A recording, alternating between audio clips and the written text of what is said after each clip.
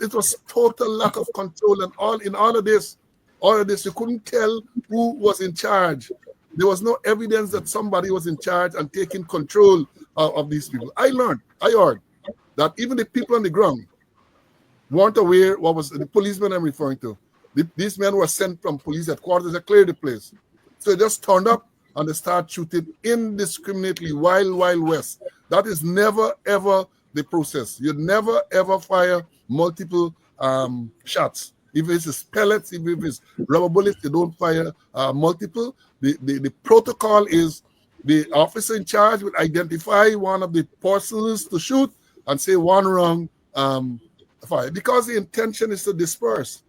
The intention is to disperse the crowd, not to injure or maim or kill, disfigure or kill people.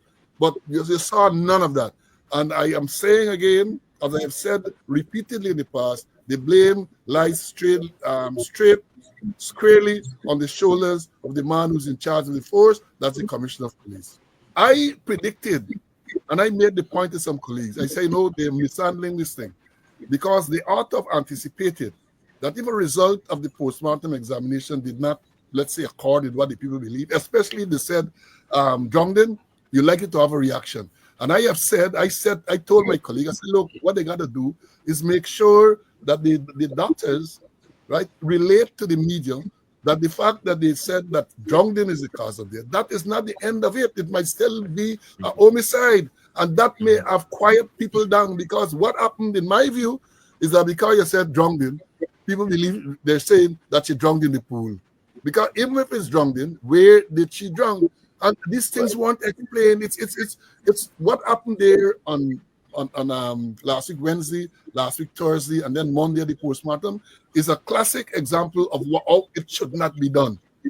That is a classic how it should not be. They did everything. There's nothing that I can see in this whole thing that was correctly handled, not only by the police, but I would have thought the people of the Ministry of Health, in relation to the same release of the autopsy finding, that they would have had a role in it. But long after now, today, the Minister of Health, Dr. Frank Anthony, come out and now talking about the food.